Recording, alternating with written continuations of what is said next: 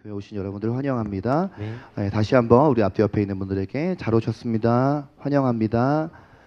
반갑습니다. 네, 축복합니다. 환영합니다. 네, 인사 나누겠습니다. 네.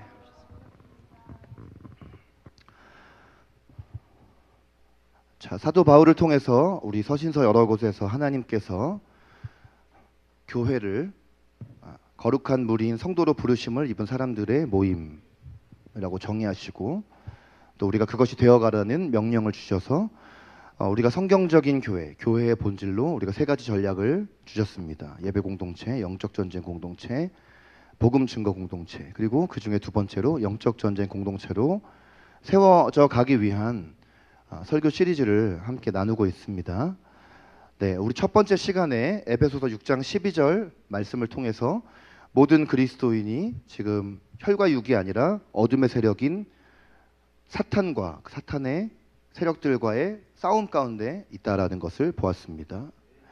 네, 그리고 이 싸움에서 우리가 이기기 위해서는 에베소서 2장 6절 말씀처럼 우리가 그리스도 예수와 함께 하늘에 앉아 있는 정체성을 꼭 붙들어야 된다라는 말씀 나눴습니다. 자, 빌립보서 4장 6절 7절 보니까 모든 전쟁의 출발점은 우리의 생각이라는 것을 우리가 알 수 있었어요. 네, 그래서 생각의 전쟁에서 이겨야 모든 전쟁에서 이길 수 있습니다. 야고보서 4장 7절을 통해서 마귀를 향해서는 마귀가 떠나갈 것을 우리가 간구하는 것이 아니라 우리 안에 있는 예수 그리스도의 권세로 마귀를 대적할 때 우리를 피할 것이다 라는 말씀을 들었습니다. 지난 시간에 다시 에베소서 6장 12절로 돌아와서 마귀는 조직체를 가지고 일한다는 것을 우리가 보았어요. 가장 위에 마귀, 사탄, 루시퍼라고 하는 우두머리가 있고 그 다음에 이 말씀에 나와 있는 네 개의 조직체들이 있었습니다. 통치자들과 권세들에 대해서 우리가 살펴보았었죠. 개역 한글판에는 통치자들은 정사라고 되어 있었습니다.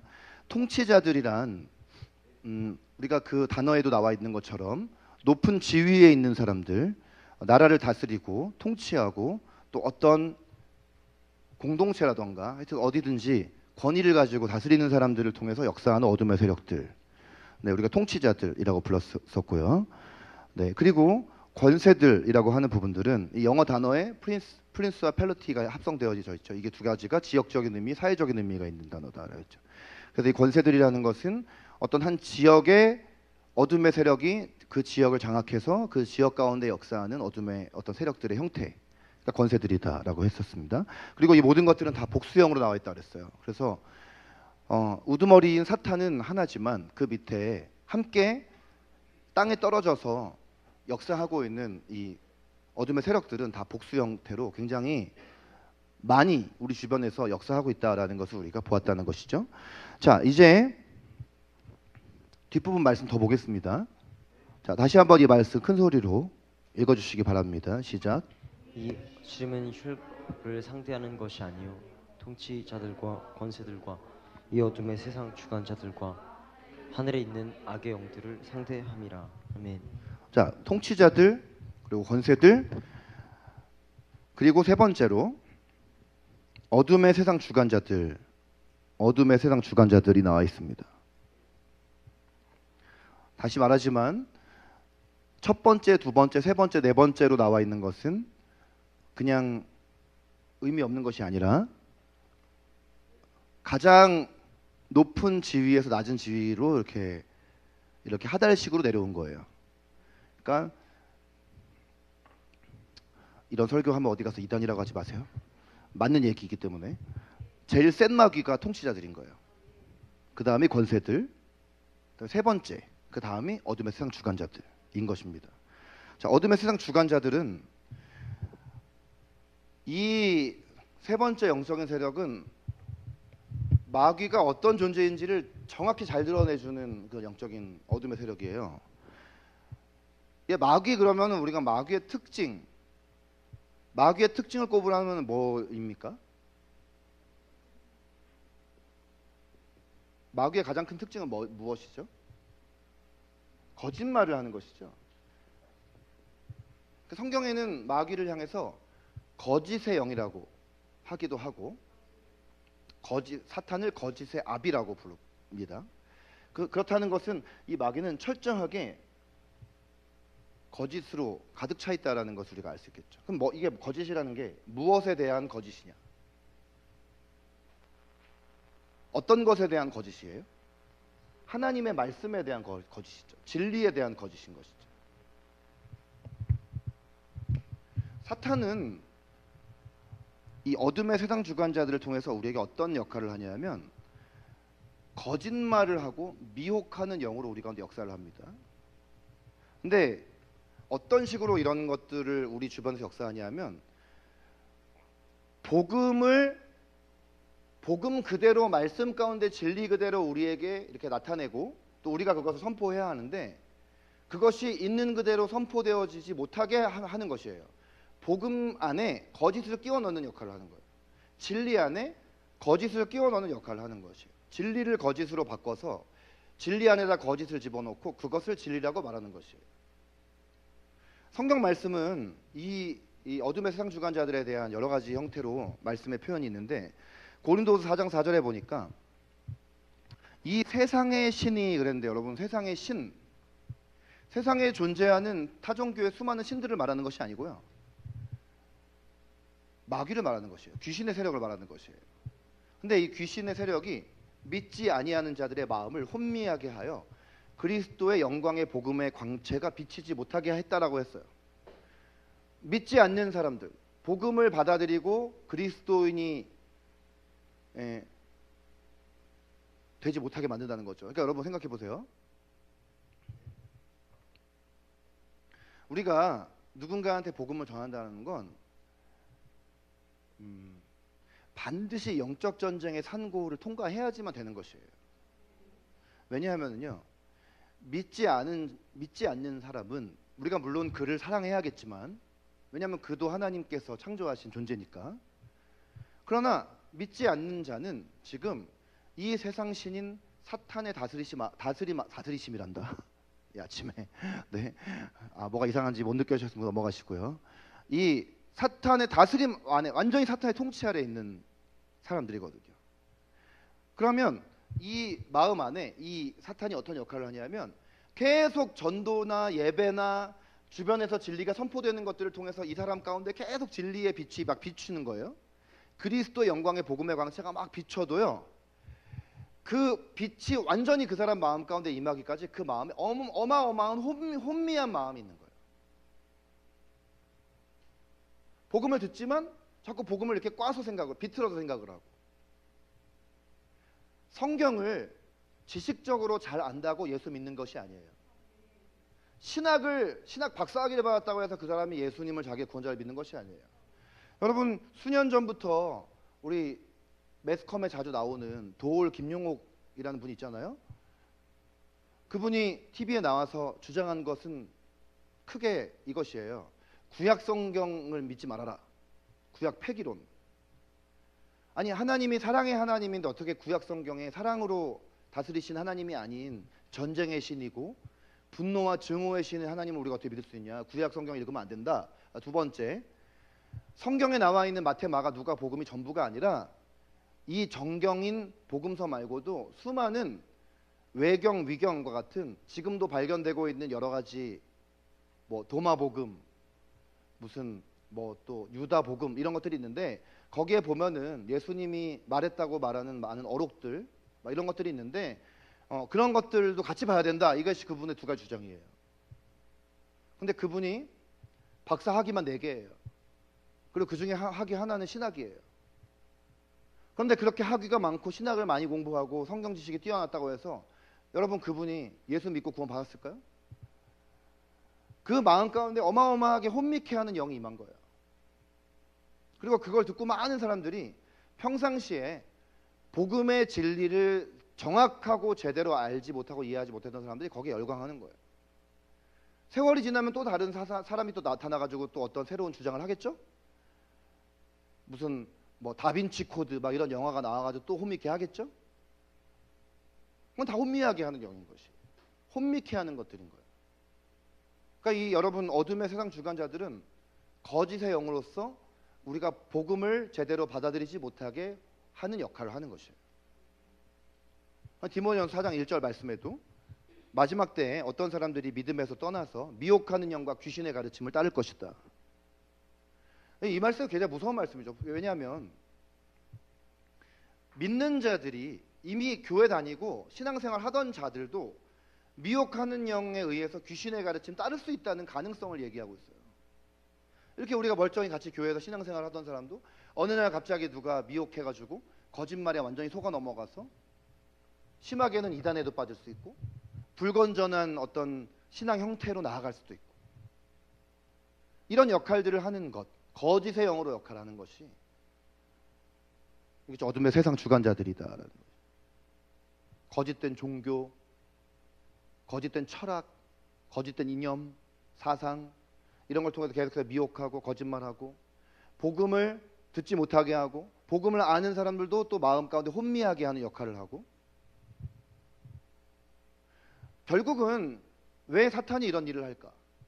예수 못 믿게 하려고. 예수님을 믿고 한 명이 하나님께 돌아오는 것을 하나님은 너무나 기뻐하시죠. 그러나 마귀는 너무나 혐오하죠. 그래서 항상 우리가 이런 거짓의 영으로부터 우리 자신을 잘 지켜야 합니다. 학교에서 학업을 감당하는 우리 청소년 청년들은, 또 어떤 형태로든 세상의 학문을 공부하는 모든 사람들은 모든 영역 안에, 물론 그 모든 것의 기원은 다 하나님이지만, 그러나 그 모든 것 안에 인간의 죄성으로 말미암아 사탄이 들어와서 모든 학문 안에서 비진리를 지금 말하도록 역사하고 있기 때문에 분별할 수 있어야 돼요. 분별을 할 수 있어야 돼요. 이것이 진리인가 진리가 아닌가, 진리를 거짓으로 바꾼 것인가, 이거를 잘 구분할 수 있어야 되고요. 어떤 사람이 예수님을 믿지 않는 사람이 있는데 그 사람에게 내가 복음을 전해야 되겠다고 마음을 먹었다면 만만하게 생각하지 말고 많은 기도를 해야 합니다. 좀 부차적으로 이야기를 하면은, 이 영적 전쟁에서 승리하려면 무조건 말씀과 기도예요. 그런데 기도를 할 때 질문을 많이, 그런 질문을 하잖아요. 기도를 짧고 굵게 해야 됩니까? 아니면 기도를 많이 해야 됩니까? 기도의 질이 중요합니까? 기도의 양이 중요합니까? 이러잖아요. 정답이 뭐예요? 라고 또 벽에 대고 2주 만에 돌아와가지고 또 이제 벽에 대고 말하고 있어. 내가 지금 여기 일본 분들 앞에 앉아있네. 여기다 한국 구준인데 이거 왜 이러지? 여러분, 기도의 질이 중요합니까? 기도의 양이 중요합니까? 예? 손 들어보세요. 기도의 양이 중요하다. 손 안 들면 제가 찾아가서 직접 인터뷰할 거예요. 기도의 질이 중요하다. 그거 뭡니까? 뭡니까? 얘기해 보십시오. 네, 그렇죠. 기도의 양과 질이 다 중요한 거예요. 왜 그러냐면, 우리가 한마디의 기도를 하더라도 정말 내가 누구한테 기도하는지를 일단 인지를 해야 돼요. 우리가 주기도문에도, 예수님이 가르쳐준 기도에도 하늘에 계신 우리 아버지가 제일 처음 나오잖아요. 어떤 사람은 기도하려고 앉자마자 막 랄랄랄랄라 방언부터 하는데, 좋지만 좀 누구한테 하는 거냐는 거예요. 우리가 기도를 할 때 누구한테 하는 거냐, 이게 제일 중요한 거예요. 옆에 있는 사람들이 내 기도 들으라고 기도하는 거 아니잖아요. 우리는 모든 우주 만물의 창조자이시고 통치자이시며, 그런데 우리를 또한 사랑하시고 언젠가 모든 것을 심판하실 뿐만 아니라 이 땅에 다시 오셔서 하나님의 나라를 완성케 하실 그 하나님, 우리의 입술로 다 표현조차 할 수 없을 만큼 위대하시고 전능하신 그 하나님이 우리 아버지시라는 거죠. 그 하나님께 우리가 말씀드리는 것이 기도란 말이에요. 그 믿음 가운데 우리가 기도를, 정말 깊은 하나님 앞에 우리가 기도를 해야겠지만, 근데 기도의 양도 중요해요. 왜냐하면요, 기도를 충분히 많이 할 때 우리의 영적인 파워가 생기는 것이에요. 어떤 사람이 이렇게 거짓의 영으로 말미암아 이렇게 혼미케 되어 있다라면, 마치 이것을 우리 공사 현장 같은 데 가보면 이제 다이너마이트를 터뜨려 가지고 거기를 한번 완전히 부시고 포크레인으로 다 삽으로 퍼내고 이런 작업들을 하잖아요. 근데 그게 굉장히 오랜 수고를 거치는 작업인 거예요. 마치 물방울이 돌을 뚫는다는 말이 있는데, 물방울이 한 번에 돌을 뚫는 게 아니잖아요. 수십 년, 수백 년, 수천 년을 거쳐야 이 물방울이 돌에 구멍을 내는 것처럼, 이 어떤 어둠의 세력에 지금 혼미케 되어 있는 이 사람의, 이 영적인 어둠의 세력에 묶여 있는 이 사람이 자유케 되려면 중보 기도를 통해서 이 사람의 이 영적인 어둠의 세력들이 거치게끔 해야 되는 것이에요. 문제는 뭐냐면 우리가 너무나 인내가 부족하고 이런 거 있잖아요. 하나님께서 우리에게 맡기신 기도의 분량이 21일이라고 생각을 해보세요. 21일. 네. 다니엘서에도 그 21일이라는 날짜가 중요한 상징적 숫자로 나와요. 근데 그 21일, 3주 동안의 시간이 하나님께서 우리에게 주신 기도의 분량인데 많은 사람들이 20일째 돼서 기도를 그만둔다고요. 이제 하루만 더 버티고 기도하면 하나님께서 역사하시고 모든 어둠의 세력이 거쳐질 텐데 20일째 기도를 관둔다고요. 여러분 20일째 기도를 관두시면 되겠어요? 21일째 기도를 해야지만 돌파가 일어나는 거예요. 그러니까 어둠의 세력이 이 그리스도 영광의 복음의 광채를 이렇게 비추지 못하게 막 혼미케 하는 이 믿지 않는 영혼을 위해서는 우리가 그만큼의 많은 기도를 통해서 영적인 어둠의 세력과의 전쟁이 필요한 것이에요. 그리고 이 마지막 때에 얼마나 많은 이 어둠의 영의 가르침이 우리를 복음에서 떠나게 만들지를 우리가 안다면 항상 분별력을 가지고 모든 것을 잘 이것이 진리인지 거짓인지를 분별해야 될 필요가 있는 것이에요. 자, 마지막은 이제 하늘에 있는 악의 영들, 뭐 요약해 보면 이제 악령이라고 하는 것인데, 자, 우리가 이제 보통 귀신이라고 하는 거 바로 요겁니다. 네, 사실 지금까지 1번, 2번, 3번 했던 이 위에서부터 쭉 순서대로 나와 있던 1번, 2번, 3번은 이렇게 일반적인 것이라기보다는 세지만 통치자들, 권세자들을 통해서 역사하는 영이고 지역 가운데 역사하는 영이고 어떤 이념, 사상, 철학, 종교를 통해서 역사하는 영이라면 요 마지막에 나와 있는 것이 일반적으로 우리들 개개인의 삶에 영향을 주는 세력이에요. 개개인에게 접근을 해서 거짓말하고 참소해서 믿음이 있는 사람들은 믿음을 자꾸 떨어지게 만들고 하나님께로부터 오지 않는 감정과 생각들 가운데로 우리를 이끌어가는 것. 생각이 많아지게 해가지고 결국 그 생각을 통해서 하나님께 나아가게 하는 것이 아니라 하나님이 아니라 나에게 집중하게 하고 하나님이 앞으로 행하실 일들의 소망을 두게 하는 것이 아니라 앞으로 벌어질 최악의 상황을 대비하게 하고 이런 것들인 것이죠. 이게 바로 악령의 세력인 것입니다.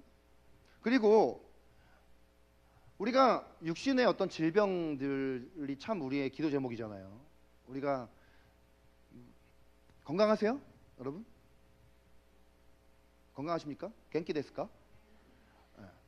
건강하신 분도 있고 건강하지 않은 몸에 어떤 부분이 있는 분도 있고 우리가 다 어떤 육신의 연약함들이 있잖아요.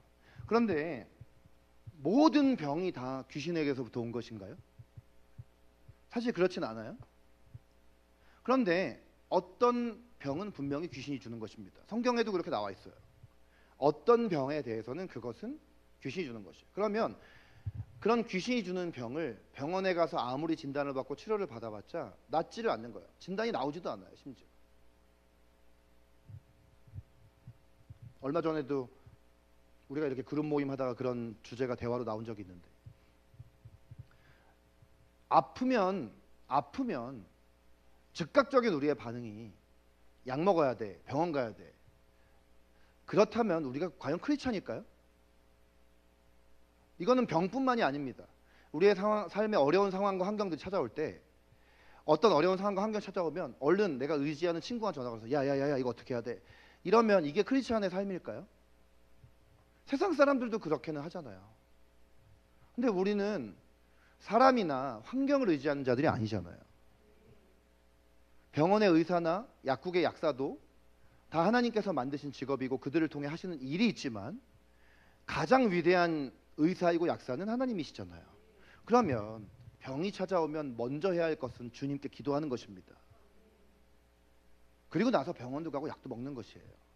그리고 어떤 경우는 병원 가고 약을 먹어봐도 소용이 없는 것들이 있어요. 그건 어둠의 세력들이 가끔 우리에게 행하는 역사가 있어요. 예를 들어 예컨대 우리가 정말 하나님 안에서 굉장히 중요한 우리가 오랜 동안 기도해왔고 소망해왔고 어떤 그런 것들이 있을 때 이제 눈앞에 그것이 딱 놓여져 있는데 가장 사탄이 우리에게 손쉽게 건드리는 수 있는 부분이 육신의 영역이에요. 아프게 만드는 것이죠. 예를 들어 제가 오늘 이렇게 와서 찬양도 인도하고 말씀도 전하고 그래야 되는데 막 이 주일 아침에 몸이 막 아픈 거예요. 제가 한 1년 전에 그런 적이 있어요. 제가 지금 통풍으로부터 자유케 된 지 한 6개월 됐는데 작년 초가 통풍 앓은 지 7년 중에서 가장 아팠어요. 그거 참 희한한 일이죠.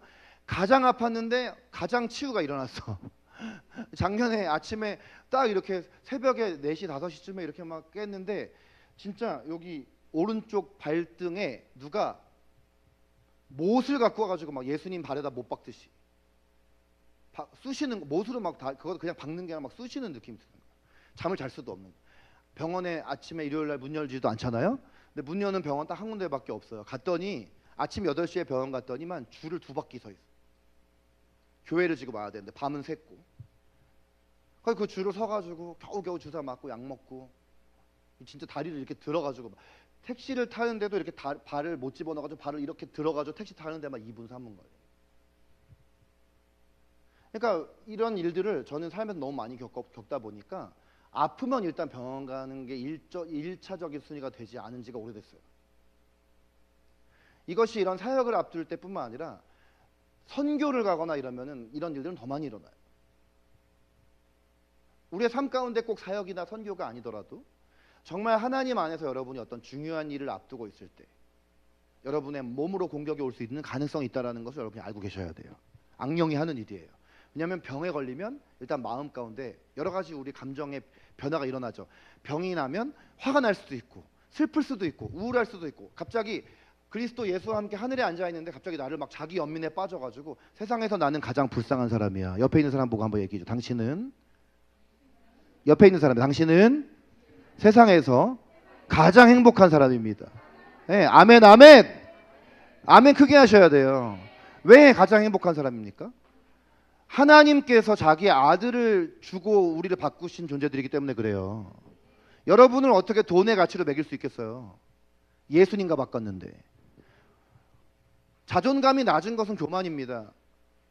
내가 나를 사랑하지 않고 나를 쓰레기처럼 여기는 것은 불신앙의 증거이고 하나님이 가장 슬퍼하시는 교만이에요.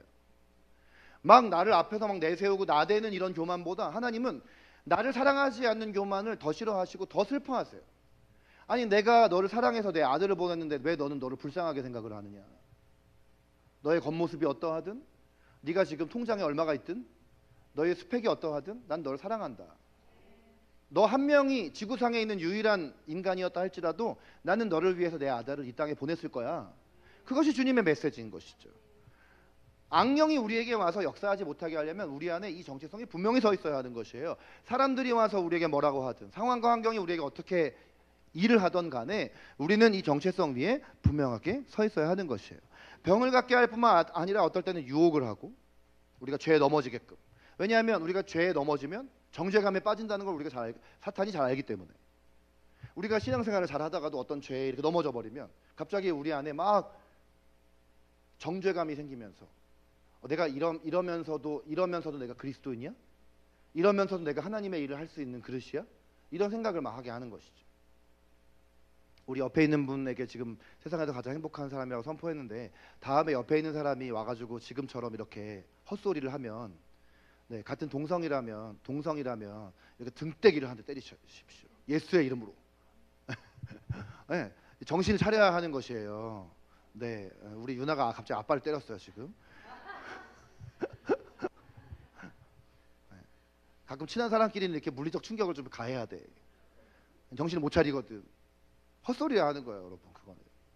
근데 제가 이렇게 말하지만 저 역시도 예외가 아니에요. 그런 공격들이 우리한테 올 수가 있어요. 특히 죄에 넘어졌을 때.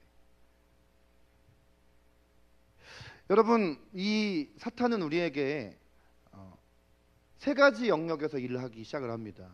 네, 우리가 가장 먼저 봐야 되는 건 생각의 영역 가운데 이 악령이 역사하는 것이에요. 우리의 사고 체계, 사고 방식에.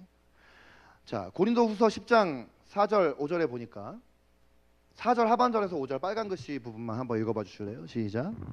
모든 이론을 무너뜨리며 하나님 아는 것을 대적하여 높아진 것을 다 무너뜨리고 모든 생각을 사로잡아 그리스도에게 복종하게 하니. 저는 여기 이론이라는 단어에 주목해 보면 좋을 것 같아요. 이론. 여러분 이론이라는 것은 이 머릿속의 사고 체계를 말하는 단어잖아요. 그러니까 여기 이론이라는 단어 앞에 보면 4장 저 둘째 줄에 보면은 견고한 진이라는 단어가 나오잖아요. 여러분 진이 뭔지 아세요? 진? 전쟁에서 이렇게 진지를 구축할 때 할 때 이게 진이잖아요. 근데 견고한 진을 세우면 적이 들어올 수가 없죠. 강하니까. 그래서 저 견고한 진이 영어로 스트롱홀드라고 되어 있어요. 근데 이 스트롱홀드라는 거는 무너뜨리기가 어려운데 마귀도 인간의 전쟁 방법을 알기 때문에 견고한 진을 세운단 말이에요. 근데 그 견고한 진을 어디다 세우냐면 우리의 사고 체계 안에다 세운단 말이에요. 그러니까 여러분 나이가 들면 사람이 잘 안 바뀐다라는 말이 왜 그런 말이 나오는 줄 아세요? 나이가 들면 사고 체계가 유연하지가 못해요. 저도 항상 이게 두려워요. 이제 내일 모레 50이잖아요. 아 죄송합니다. 저희들 내일 모레 50이잖아요. 근데 이제 보세요. 이게 나이가 들면은 우리 10대, 20대들은 되게 사고가 유연하거든요. 수용을 잘하고.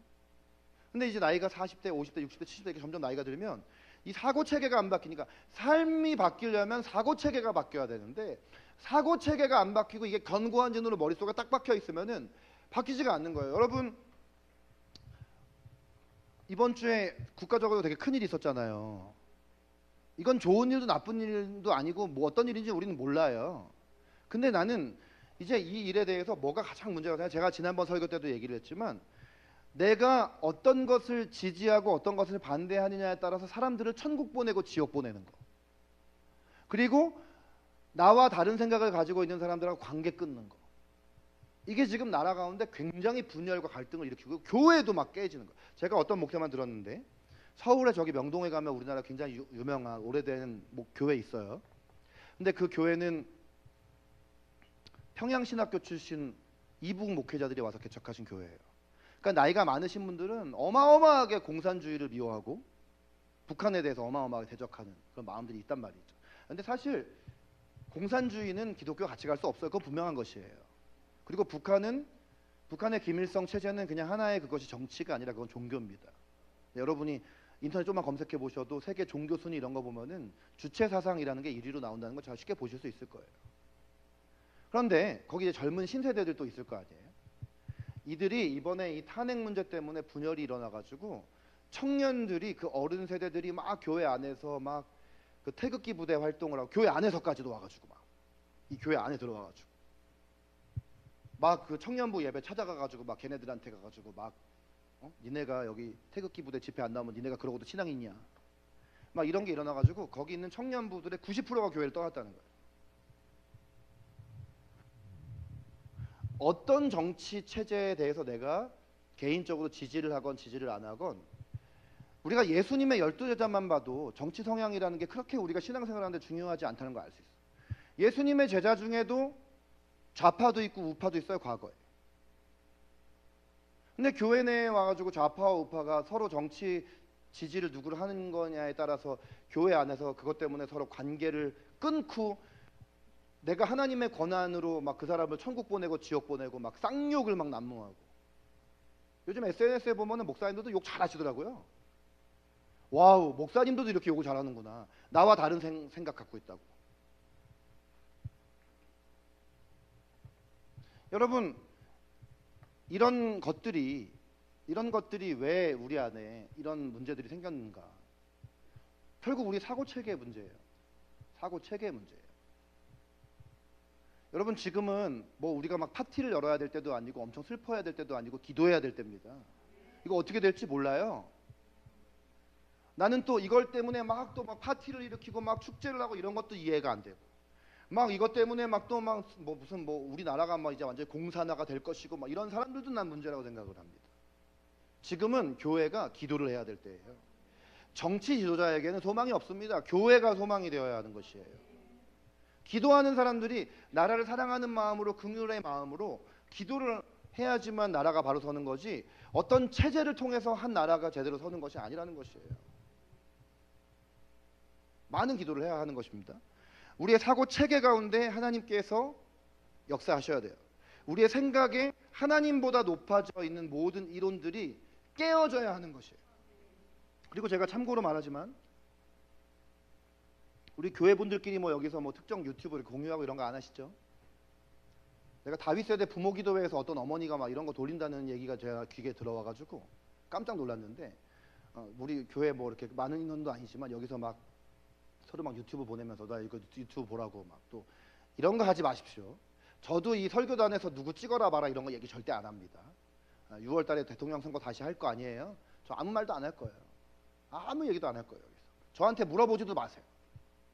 저는 기도하고 제 마음 가운데 하나님이 그냥 주시는 마음 따라서 그냥 투표할 거예요. 옆에 있는 사람에게 누구 찍어라 봐라. 가족끼리도 그런 얘기 하지 마세요. 이거 가지고 싸우지도 마시고. 네. 그냥 이거 누가 얘기 꺼내잖아요. 목사님한테 가서 잃을 거야 라고 얘기하세요. 우리 교회 안에서는 그런 거 하지 마십시다. 자, 잠언 23장 7절 말씀 읽어보세요. 시작. 마음의 생각이 어떠하면 그 위인도 그러한즉. 네. 생각이 결국 우리의 인격을 결정한다라는 말씀이죠. 그리고 빌립보 4장 말씀에 보면은 쭉 이렇게 어떤 생각 안에 우리가 중요하게 여겨야 될 가치들이 나오면서 이것들을 생각하라 이랬죠. 그러니까 생각, 마인드, 사고체계. 이것이 사탄이 역사하는 아주 중요한 요충지 중에 하나라는 거예요.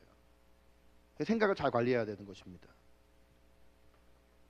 자, 두 번째는 마음이에요. 생각과 마음은 비슷한 것 같지만 조금 다른 영역입니다. 생각은 어떤 사고체계라면 마음은 우리의 감정과 또 우리의 마음 안에서 정서적인 영역들 가운데 사탄이 이제 역사할 수 있는 부분들. 하나님께서도 생각과 마음 가운데 역사하시지만 사탄도 그걸 알기 때문에 반대로 이 마음 가운데 역사할 수 있다라는 가능성을 우리가 알고 있어야 하는 것이죠. 모든 지킬 만한 것 중에 더욱 내 마음을 지키라. 생명의 근원이 이에서 남이니라. 마음으로부터 이 생명의 근원이 난다고까지 중요하게 이 마음이라는 부분을 다루고 계세요. 그리고 히브리서 12장 15절에 보면은 쓴뿔이라는 단어가 나오는데 보이세요?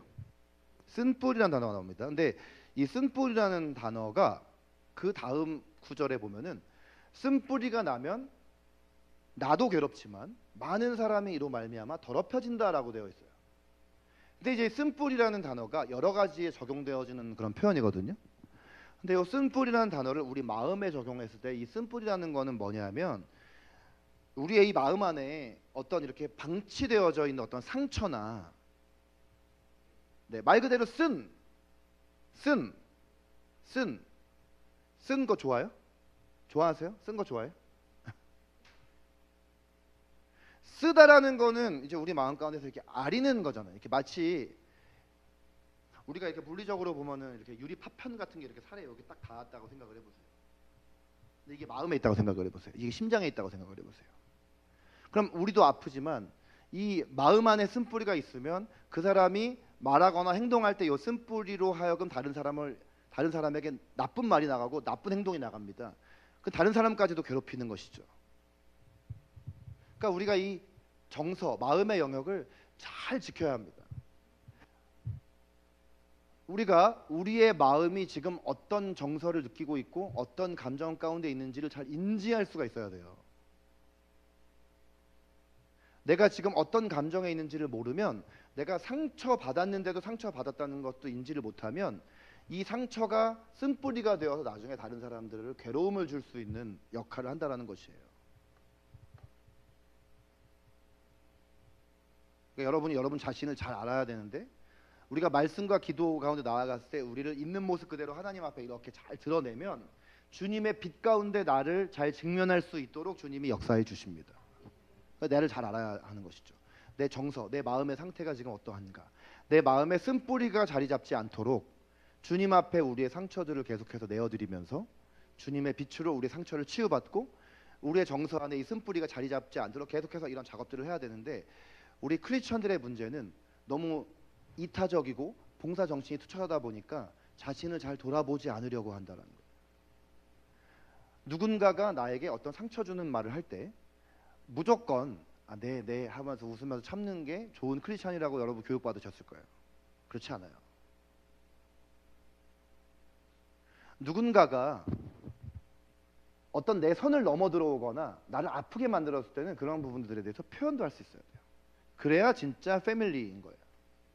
그래야 그 사람도 내가 저 사람에게 저렇게 말하거나 저렇게 행동하면 아플 수 있구나라는 걸 알 수가 있는 거예요. 근데 우리는 보통 인내. 그 인내는 그런 데 적용하는 게 아니죠.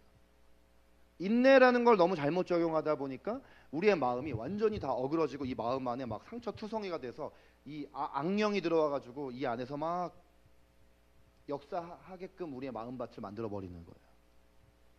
자, 마태복음 15장 말씀에서 예수님께서는 입에서 나오는 것들은 마음에서 나오나니 이것이야말로 사람을 더럽게 하느니라 그랬죠.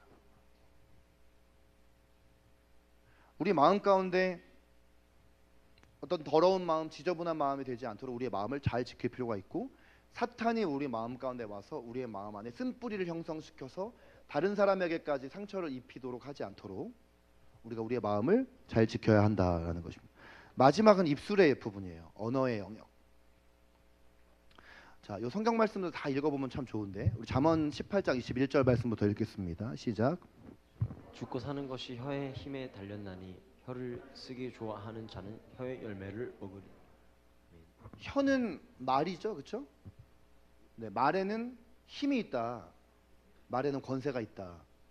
우리가 말한 대로 말의 열매를 먹을 것이다. 시편 52편 2절은 내 혀가 심한 악을 꾀하여 날카로운 삭도같이 간사를 행하는도다. 이 말 하나가 마치 삭도가 뭔지 아시죠? 이거 칼이에요, 칼. 날카로운 칼입니다. 이 말이 얼마나 날카로운지 다른 사람들에게 간사하게 행하는 역할을 하는 것이. 사실 하나님의 손에 붙들린 말은 성령의 검의 역할을 하기도 하고, 우리의 관절과 골수를 찔러 쪼개기까지 하며 우리의 마음과 생각을 감찰하는 역할을 하는 것이 하나님의 진리의 말씀, 그리고 그 말이지만, 악한 말은 사람의 마음 가운데 이렇게 삭도의 역할을 하기도 하고, 야고보서 1장 26절은 누구든지 스스로 경건하다 생각하며 나는 참 경건한 사람이야 라고 생각을 하면서 입으로 말하는 건 관리 못하면서 살면, 입에 재갈 물리지 않으면, 말을 평상시에 많이 하는 사람과 말을 좀 자중하는 사람 중에 누가 더 죄짓기 쉬울까요? 말 많이 하는 사람. 말이 많은 분들은 조심하십시오. 말을 평상시에 많이 하지 않더라도 저처럼 앞에서 말할 기회가 많은 사람은 말을 조심하십시오. 말 한마디 잘못해 놓고 그 말 때문에 많은 사람들이 상처받거나 죽는 것도 무섭고, 그렇게 말 뱉어놓은 내가 나중에 그거 깨달았을 때 내 스스로에게 오는 정죄감도 굉장히 큽니다. 그렇기 때문에 우리 혀에다 재갈 물려야 하는 거예요. 입에서 나오는 것들은 어디서 나온대요? 마음에서 나오나니 이것이야말로 사람을 더럽게 하느니라. 생각, 마음, 입 연결되어 있다는 거죠. 시편 141편 3절에서 시편 기자는 내 입에 파수꾼을 세우시고 내 입술의 문을 지키소서. 우리가 항상 기도할 제목입니다. 여러분의 입술에 손을 얹고 따라하십시오. 내 입에 파수꾼을 세우시고 내 입술의 문을 지키소서. 네, 아멘. 우리가 입술로 어떤 말을 하느냐, 생명과 사망의 권세를 가지고 있는 것이 바로 입술입니다. 비판적이고 부정적인 말은 굉장한 파괴력을 갖고 있어요. 그러나 생명의 말, 소망의 말, 긍정의 말, 믿음의 말은 한 사람을 일으켜 세워줍니다. 여러분, 어떤 사람이 경건한지 아닌지를 평가하는, 그러면 우리의 신앙 자체를 주님이 판단하실 만큼 중요한 것이 입술의 말이라는 것이죠. 그러므로 우리 입술의 말에 주님이 파수꾼을 세워주셔야 하는 것입니다. 자, 이 세 영역은, 오늘 봤던 이 세 가지 영역은 여기 지금 마지막에 악령의 영역에서 사탄이 생각과 마음과 입술을 통해서 역사한다는 거 봤잖아요. 굉장히 작은 부분처럼 보이지만 주변 사람에게 영향을 줄 만큼 굉장히 중요한 영역이기 때문에 성령님을 통해서 잘 다루어져서 올바르게 되면 하나님의 강한 용사처럼 쓰임받게 됩니다.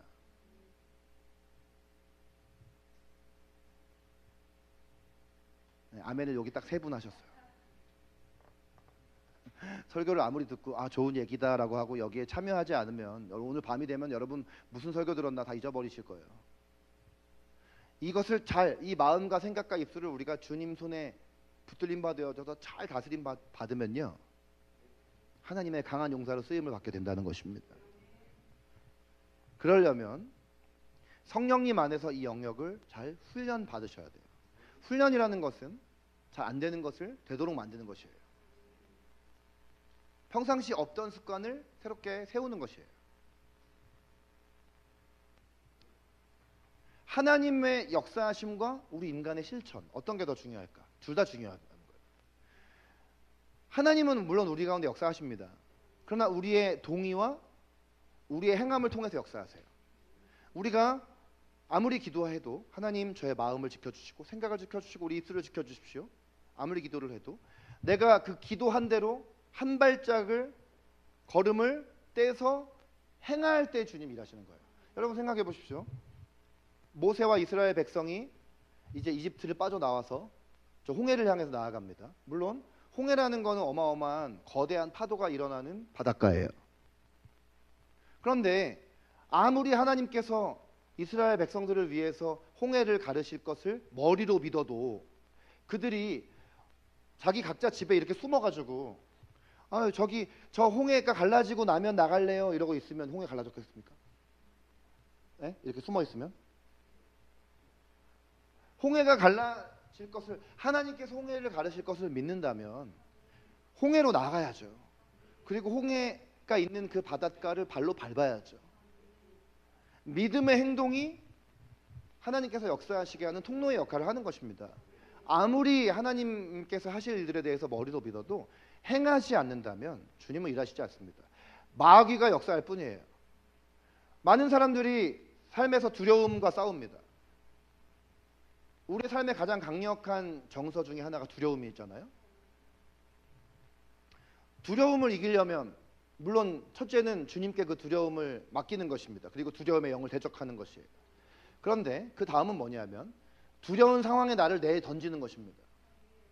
여러분이 앞에서 이렇게 말하는 게 두려워서 여기 학교에서 막 기도 모임하고 이런 친구들도 있는데 평상시 사람들 앞에서 말하는 게 너무 긴장되고 이러면 누군가 앞에 서서 인도한다는 게 얼마나 두려움의 공포의 어떤 대상이에요. 그럼 맨날 이제 하나님 내 안에 이 두려움이 없어지면 저 리더의 자리에 서겠습니다. 제 안에 두려움 없어지면 저 셀 모임에서 인도자 되겠습니다. 백날 그렇게 기도해 보십시오. 천국 가는 날까지 두려움이 없어지나 보십시오. 어떻게 하면 두려움 없어지는가? 두려움을 주님께 맡기고 내가 두려워하는 그 자리로 계속 나가는 것입니다. 여러분이 두려워하는 그 사람을 계속해서 직면하고 대면하는 것이에요. 여러분이 평상시 하기 어려웠던 말을 계속 입술로 선포해 보는 것입니다. 어떤 분은 저는 막 낯간지럽고 그래가지고 가족들한테 고마워 사랑해 뭐 미안해 이런 말 못하겠어요 막 이래. 해보십시오. 뭐가 두렵습니까? 해보십시오. 하기 시작할 때 돌파 일어나는 것입니다. 입술의 말로 사람을 살리는 말인데 그거 왜 안 합니까? 두려움은 두려워하는 상황에 내가 계속해서 직면할 때 이길 수가 있는 것이에요. 그러면 사탄이 못 건드립니다. 막 어떤 두려운 상황을 앞두고 막 우리 가운데 불안하고 이 두려움의 감정이 너무 막 커지고 막 이럴 때 사탄한테 두려움의 영인 그 마귀에게 예수 그리스도를 떠날 것도 명령하지만 나 두려워도 그 자리에 설 거야 라고 하십시오. 내가 두려워도 그 자리에 설 거니까 너는 더 이상 나를 건드릴 수 없어 라고 선포하십시오. 내가 그 자리에 서려고 할 때 나한테 또 육신의 아픔이 와도 나는 그 자리에 설 거야. 아파도 설 거야. 아파서 그 자리에서 내가 죽는 한이 있어도 나는 그 자리에 설 거야. 막 목소리가 안 나오고 목이 막 쉬고 그래. 또 보람 자매님 여기 앞에 목 상태 지금 성대 망가져가지고 지금 마스크 쓰고 있잖아요. 어제 우리 집회 가서 이거 치유받도록 기도했잖아요. 그러면 어떻게 성대가 낫는 줄 아세요? 더 막 목이 터져라 막 목에 피가 터지도록 찬양해야지 낫습니다. 믿음의 행동을 할 때 주님이 치유를 행하시는 것이죠. 자, 정리해 볼까요? 이제 우리가 두 주에 걸쳐서 에베소서 6장 12절 말씀에 마귀의 조직에 대해서 말씀을 봤는데 우리가 이제 이 말씀을 통해서 알 수 있는 것은 우리는 사실 이 마지막에 봤던 이 악령의 세력에만 집중하지만 사실 우리는 이 모든 네 가지의 세력들과 다 영적 싸움하도록 부름 받았습니다. 통치자들과 권세들과 어둠의 세상 주관자들도 포함해서 다 우리가 영적 전쟁해야 하는 것이에요. 말하자면 나라와 도시와 지역에도 영향을 주어서 잘못된 기반 위에 세워진 나라, 도시, 지역을 올바른 기반 위에 우리가 세워야 한다는 것입니다. 아직 멀었습니다. 자, 예수님께서 교회를 세우신 것. 자, 우리 다 예수님의 교회입니다. 하나님께서 우리 이 교회를 세우신 것은요. 단지 우리 개인의 영적 싸움에서만 승리하라고 우리를 부르셨을까요? 그러면 그냥 우리 한 명만 불렀겠죠. 근데 우리를 교회 공동체로 부르셨잖아요. 이것은 우리가 살아가고 있는 세상의 영역이 다 다르잖아요. 여러분이 사는 지역도 다 다르고 여러분이 일하는 곳도 다 다릅니다. 여러분이 주로 활동하는 곳도 다 다르잖아요. 우리는 주일날 하루 여기서 만나지만 나머지 6일 동안 여러분이 가정에서, 학교에서, 일터에서 여러분의 어떤 인간관계의 반경 안에 살아가시잖아요. 왜 하나님께서 그곳으로 부르셨을까요? 이런 대상들과도 싸워 이기라고 부르신 것입니다.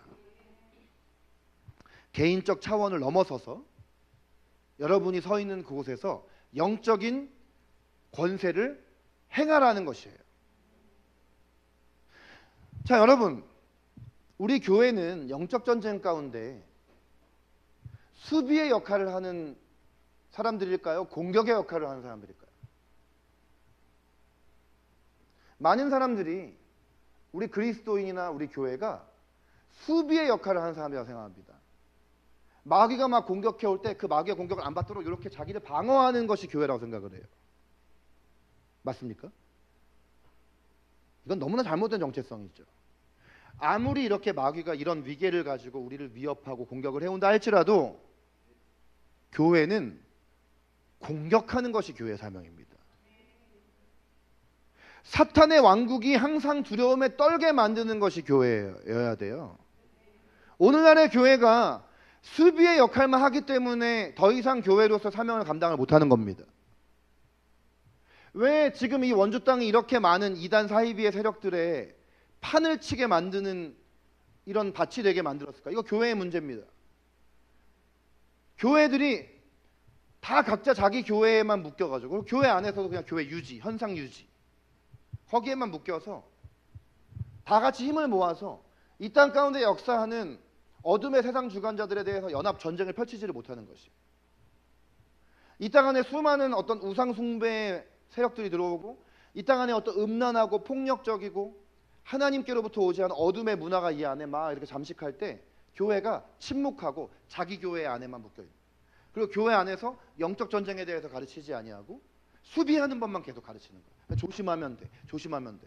그리고 나아가지 않는 것이죠.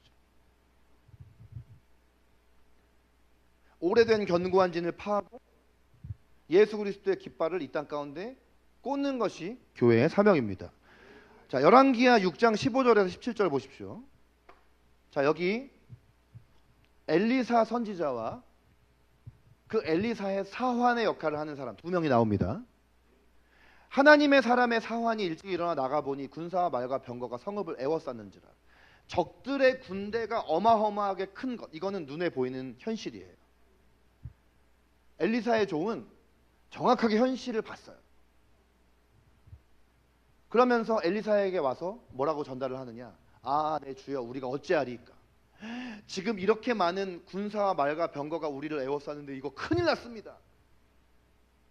어떻게 해야 됩니까? 그런데 엘리사는 뭐라고 대답하는지 보십시오. 두려워하지 말라. 우리와 함께한 자가 그들과 함께한 자보다 많으니라. 말이 안 되는 거 아니에요? 지금 현실적으로는 지금 적들이 저렇게 많은데, 저렇게 많은 무기와 저렇게 많은 군사가 있는데 어디 지금 우리와 함께한 자가 있다는 건가? 뭔 얘긴가 이게? 무슨 뜬구름 잡는 소린가? 그러면서 이 엘리사가 기도하기를, 하나님, 저 사환의 영적인 눈을 열어서, 이 물리적인 눈이 감겨 있는 게 아니라 영의 눈이 감겨 있는 거예요. 영의 눈이 감겨 있으니까 못 보는 거예요. 하나님의 군대를. 저 사환의 영의 눈을 열어서 저 수많은 우리 하나님의 군대를 보게 하옵소서 하고 기도를 했더니만 이 청년, 이 사환의 눈이 열렸더니 불말과 불병거가 산에 가득했다 그랬잖아요. 이거 물리적인 불말과 물리적인 불병거가 아닌 거 아시죠? 이거 하나님의 군대입니다. 영의 세계 안에서 어마어마한 하나님의 군대가 저렇게 있다라는 것을 엘리사의 사환이 봤다라는 것이죠. 여러분, 엘리사의 종은 얼마나 원수가 많은지를 보았습니다. 그러나 우리는 엘리사의 눈을 가져야 합니다. 얼마나 원수가 두렵고 무서운지에 집중하는 것이 아니라 얼마나 하나님께서 우리와 함께 하시며 그리고 하나님의 천사의 군대가 얼마나 더 놀라운지를 우리가 볼 수 있어야 합니다. 영의 눈이 열려서 우리가 그것을 보아야 합니다. 오늘날 우리가 살아가는 세상은 이 조직을 통해서 보았던 것처럼 정말 수많은 마귀의 세력의 주 활동 무대인 것이 현실이에요. 하나님보다 마귀가 하는 일이 더 우리의 물리적인 이 눈으로 많이 들어오는 것이 현실입니다. 우리도 엘리사의 종과 같이 이 마귀들의 어마어마한 것이 더 우리의 눈에 들어올 때가 많은 것이 사실이고, 이 마귀의 강력한 활동에 우리가 압도되기가 쉽습니다. 그러나 오늘 이 아침에 우리는 엘리사의 눈을 우리에게 주시도록 기도해야 하는 것입니다. 하나님의 군대를 봐야 하고 전능하신 하나님을 봐야 하는 것이고, 그리고 마지막 요한 4장 4절 말씀처럼 자녀들아 너희는 하나님께 속하였고, 자녀들은 누굽니까? 우리들입니다. 옆에 있는 분에게 저 자녀들은 바로 당신입니다. 네, 우리는 하나님께 속하였고 그들 악한 영의 마귀의 세력 적그리스도의 세력들을 이겼나니 너희 안에 계신 이가, 우리 안에 계신 예수 그리스도가 세상에 있는 자, 이 세상 신, 이 땅에 존재하는 이 모든 마귀의 위계들보다 훨씬 크시다 라는 것을 우리는 확실히 믿어야 할 것입니다. 우리는 이 세력들과 능히 싸워 이길 수 있다는 것 기억하시고, 이번 한 주 동안 살아가면서 여러분의 삶에 처해 있는 모든 자리에서 영적 전쟁의 승리자가 되시기를 바랍니다. 자리에서 일어나서 함께 기도하겠습니다. 주님, 우리에게 엘리사의 눈을 허락하여 주시옵소서. 우리의 눈이 열려서 우리와 함께하고 있는 가득한 영적인 불말과 불병거를 보게 하시고, 어둠의 세력들을 향하여 우리가 두려워하지 않고 능히 나아가 공격하며, 우리 노래하는 교회 공동체가 사탄이 두려워 떠는 공동체, 사탄에게 위협적인 공동체가 되게 하여 주시고, 우리 교회에 속한 우리 한 사람 한 사람이 사탄에게 위협이 되는 영적인 강한 용사가 되게 하여 주시옵소서. 주님의 이름 한번 부르고 기도하겠습니다.